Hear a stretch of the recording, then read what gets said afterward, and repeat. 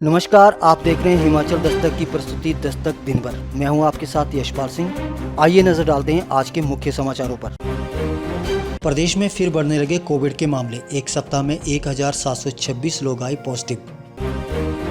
पंचायत प्रधान को 20,000, उप प्रधान को 18,000, मेंबर को 7,000 दिए जाए वेतन। प्रदेश पंचायती राज महासंघ ने सीएम से उठाई मांग। किसान सम्मान निधि की 9वीं किस्त जारी। नई दिल्ली से प्रधानमंत्री नरेंद्र मोदी ने जारी किए 19,500 करोड़ रुपए। नवरात्र के पहले दिन श्रद्धालुओं में दिखा उत्साह। बिना पर्ची के नहीं हो पाए दर्शन, सैकड़ों भक्त बॉर्डर से ही लौटाए। संशय खत्म, मंडी के सेरी मंच में ही होगा राज्य स्तरीय स्वतंत्रता दिवस समारोह। मुख्यमंत्री जयराम ठाकुर होंगे चीफ गेस्ट। इस बार सालों बाद रक्षाबंधन पर बना शुभ संयोग। चौंतड़ा में गरजी हिमाचल किसान सभा, केंद्र सरकार के खिलाफ जमकर किया प्रदर्शन। सोनी स्कूल का शिक्षा मंत्री ने किया निरीक्षण, बच्चों से लिया फीडबैक। चुनाव आते ही जयराम को सताने लगती है कुर्सी की चिंता, कांग्रेस अध्यक्ष कुलदीप सिंह राठौर ने कसा तंज। और अब समाचार विस्तार से। हिमाचल प्रदेश में कोविड के मामलों में लगातार इजाफा हो रहा है। पिछले सप्ताह प्रदेश में कुल 88,887 लोगों के कोविड-19 टेस्ट किए गए, जिनमें से इस अवधि के दौरान 1726 लोग कोविड पॉजिटिव पाए गए हैं। लिहाजा अब ज़्यादा सतर्क रहने की ज़रूरत है। प्रदेश में अब एक्टिव केस की संख्या 1962 हो गई है। राज्य में एक सप्ताह में कोविड पॉजिटिविटी दर 1.9% दर्ज की गई है। इस अवधि के दौरान जिला बिलासपुर में 84 लोग, चंबा में 394, हमीरपुर में 148, कांगड़ा में 213, किन्नौर में 13 लोग पॉजिटिव पाए गए हैं। वहीं जिला कुल्लू में 87, लाहौल स्पीति में 27, मंडी में 445, शिमला में 233, सिरमौर में 15, सोलन में 26 और ऊना में 41 लोग पॉजिटिव पाए गए हैं। इस अवधि के दौरान प्रदेश में 13 कोरोना मरीजों की मृत्यु भी दर्ज की गई है। प्रदेश पंचायती राज महासंघ ने मुख्यमंत्री जयराम ठाकुर से पंचायत प्रतिनिधियों के मानदेय में बढ़ोतरी करने की मांग की है। सीएम को सौंपे गए ज्ञापन में महासंघ ने कहा कि अब समय आ गया है कि पंचायत प्रतिनिधियों को सम्मान भरा मानदेय दिया जाए। महासंघ ने कहा कि ये मांग बहुत पुरानी है, लेकिन मौजूदा दौर में इसकी अहमियत बढ़ गई है, क्योंकि जो मानदेय सरकार द्वारा दिया जा रहा है वह बहुत ही कम है।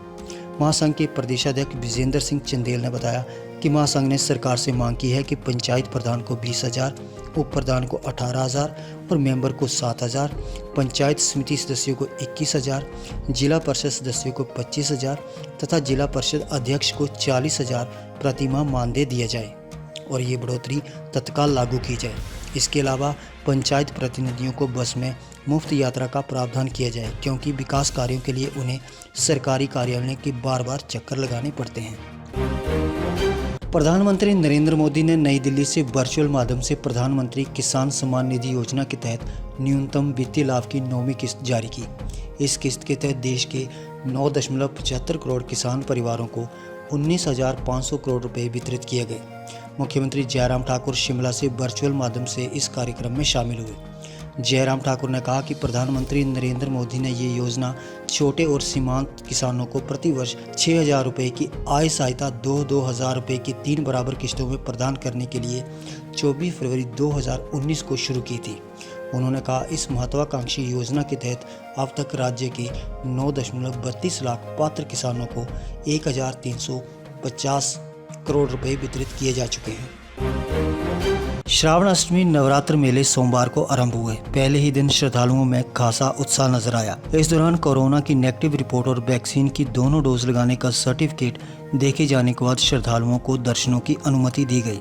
इस दौरान प्रदेश के नाकों पर रिपोर्ट चेक की जा रही है। इसी को लेकर श्रद्धालुओं और बैरियर पर तैनात पुलिस कर्मियों के बीच दिन पर झड़प भी होती रही, तो गगरेट में गुस्साए श्रद्धालुओं ने प्रदेश सरकार के खिलाफ जमकर नारेबाजी भी की। बहरहाल बिना रिपोर्ट के सैकड़ों श्रद्धालुओं को प्रशासन ने बॉर्डर से ही लौटा दिया।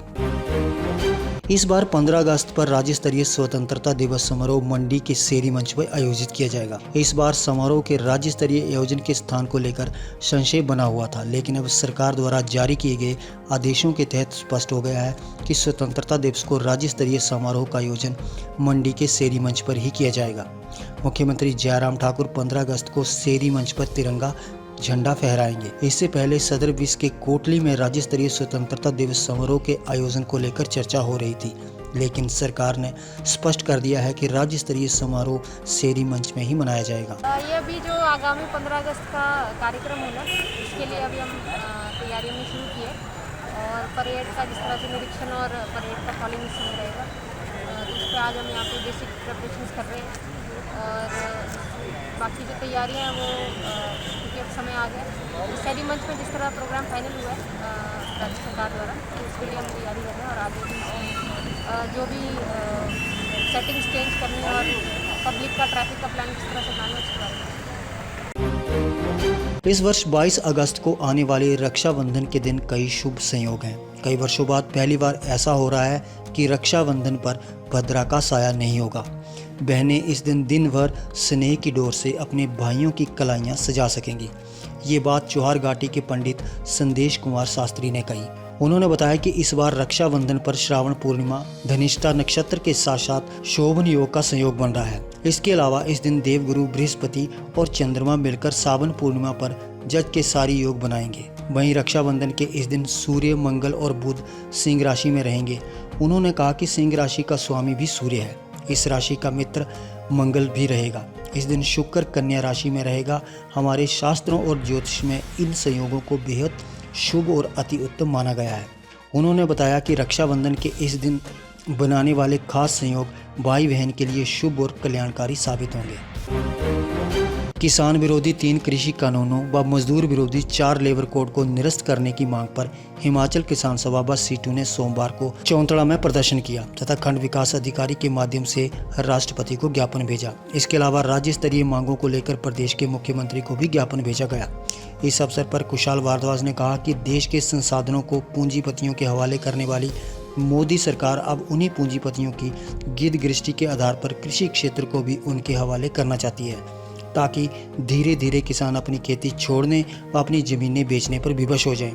अतः इन तीनों कानूनों को वापस लेते हुए बिजली विधेयक को भी निरस्त किया जाए तथा न्यूनतम समर्थन मूल्य की गारंटी का कानून बनाया जाए। शिक्षा मंत्री गोविंद सिंह ठाकुर ने सोमवार को सुन्नी के राजकीय दौरे के दौरान राजकीय आदर्श वरिष्ठ माध्यमिक विद्यालय सुन्नी तथा अटल बिहारी वाजपेयी महाविद्यालय सुन्नी का निरीक्षण किया। सुन्नी स्कूल में शिक्षा मंत्री का स्कूल प्रधानाचार्य ललित कुमार शर्मा सहित एसएमसी के कार्यकारिणी अध्यापकों व बच्चों ने जोरदार स्वागत किया। उन्होंने स्कूल का निरीक्षण करने के दौरान विद्यार्थियों से बातचीत करके पूछा कि स्कूल आकर उन्हें कैसा लग रहा है, जिस पर बच्चों ने कहा कि उन्हें स्कूल आकर बहुत अच्छा लग रहा है। इसके बाद उन्होंने स्कूल के अध्यापकों के साथ बैठक भी की। इसके अलावा प्रधानाचार्य ललित कुमार शर्मा और एसएमसी अध्यक्ष पूनम कंवर ने शिक्षा मंत्री को स्कूल का पुराना जर्जर हो चुका भवन भी दिखाया। उन्होंने पुराने भवन की जगह उसी शैली में नया भवन बनाने का आश्वासन दिया।